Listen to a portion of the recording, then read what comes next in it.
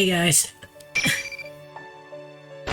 I'm on a Very well. mission. continue Aigis from the cliffhanger.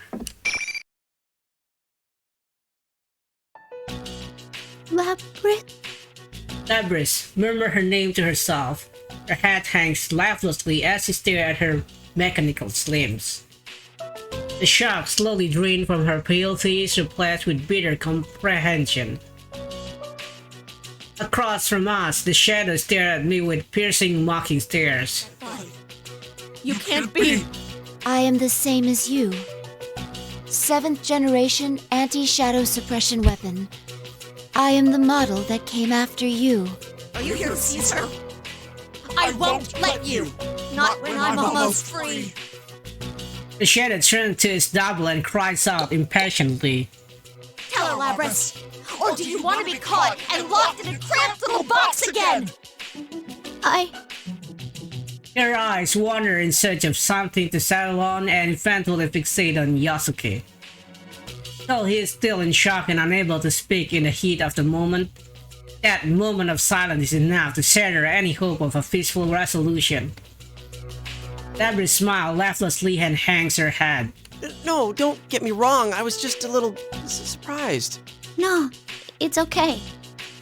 That's how a normal person would react. Her sad, weak voice makes my heart ache. I won't let you take her back. I will gain my freedom, whatever it takes! Suddenly, the shadow fires its arm out. A long chain trails from behind it that wraps itself around Labrys many times over. The shadow begins to pull her in with its winch. Unable to struggle, Labrys is dragged over to her capture, who lift her over its shoulder. The shadow then ran full speed out of the announcement room.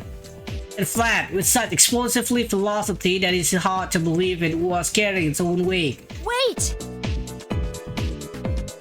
Wait! I give chase. It is unfortunate that I cannot explain the situation to Yosuke-san, but I have no choice. I exit into the hallway and see the shadow make for the stairway leading up. This is the top floor, so it must be heading for the roof. I climb to the landing and take the stairway 2 steps at a time before throwing open the door. But what I find there is not what I would expect to see on the roof of a building. It is best described as a TV studio. The spotlight hanging from the scaffolding, the cameras here and there. Up until now, no matter how warped things got, they still look like part of a school. But not here. What is this place? Just then, the door behind me slammed open again, and a voice comes running out, breathing hard. It is Yosuke-san. I am perplexed. Why did he chase after us? There is no one here who would warrant leaving his friend Rise's side. Suddenly, the area is surrounded in a menacing aura. The shadow appears. It is still carrying Labrys over its shoulder. Labrys shouldn't be unconscious, but he isn't showing any signs of resistance. Persistent pests. Too bad for you. The Grand Prix is still on. Have fun wasting time fighting each other. Hey, wait! As soon as Yosuke-san turned around to give chase, he ran up against something. I tried stretching out my hand, just as I thought. There is an invisible wall. So it wasn't here when I climbed up the stairs. The only door back into the school is the one behind the wall. In other words, we are trapped. Yosuke-san hung his head in shame and looked at me awkwardly. I guess this means we have to fight. Sorry, I feel like I got in your way. I came here while thinking and fell right into the enemy's trap. I'm sure that's what he's thinking. But as I see it, it isn't Yosuke-san who should be apologizing. I am also sorry for all this. Huh? We are the ones ultimately responsible for this incident. I am sorry to have dragged you all into it. If your friends are safe, I would suggest you evacuate at once. But in these circumstances, I must go after her. There's no need for you to take the blame. I mean, I feel the same about wanting to go after her. Why? I'm not sure this concerns you. I promised I'd protect her. I couldn't back her up when she needed me the most. So, I want to apologize and actually keep my promise this time.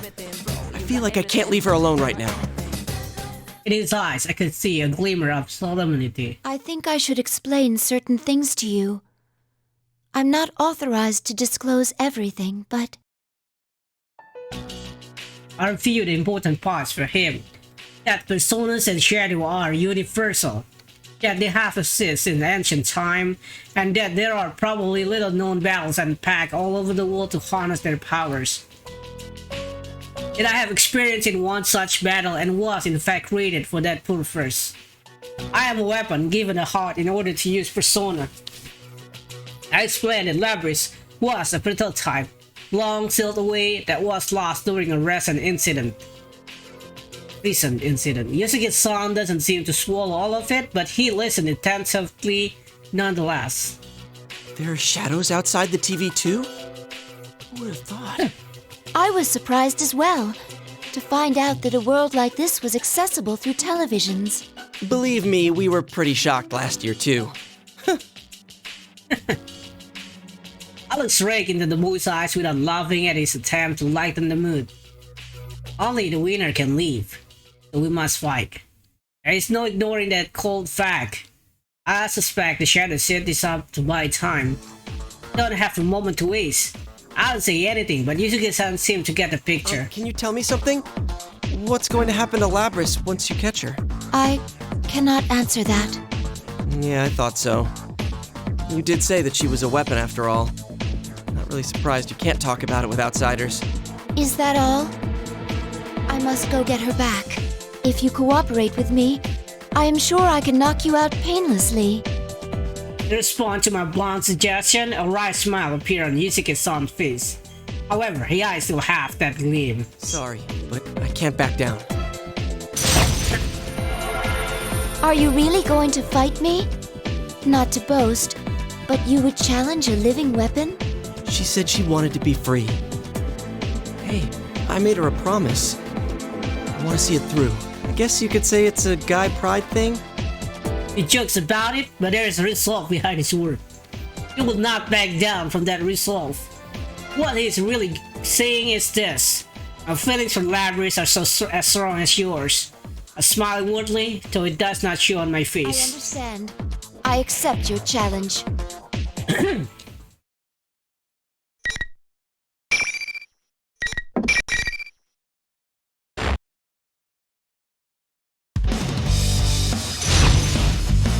Captain Santama.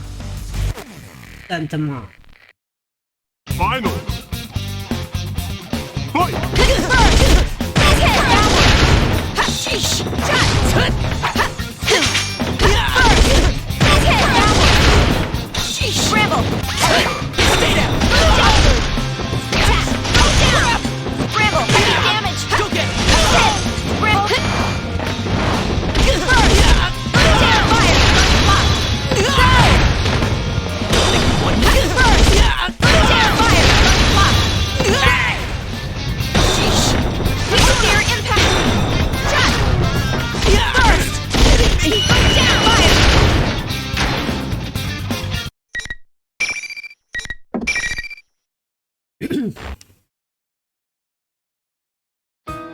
Yosuke-san smiled sheepishly at me from the floor. I had a feeling I didn't have a chance against a pro like you. Ow. You sure are strong, Aigis-san. Are you all right? He waves his hand to show that he is fine. He should be exhausted. Perhaps the guy pride things prevent him from admitting it. Looks like I'll be staying behind. I will do what I can to not force anything on my sister that she does not want. Can you tell her that I wanted to apologize to her too? Of course, I'll tell her myself once this is all over, but... Oh, and one more thing. Tell her we can have a party when this is all over. Yosuke-san. Oh, you're invited too, of course. My heart is warm. It's not just worried about Labrys after, it's worried about her heart. Not vigorously. Yes, I will make sure to tell her. Though, we are not capable of eating food. Will that be a problem? Really? Nah, it's no problem at all. Thank you. I will save Labrys from this world, from her cell of solitude. There are people in the outside world who step us as allies. Some of them consider us friends. I am happy that hope is so close by. Careful. That shadow looked pretty strong. I will. Please stay safe. As he cheers me on from behind, I'll leave the roof.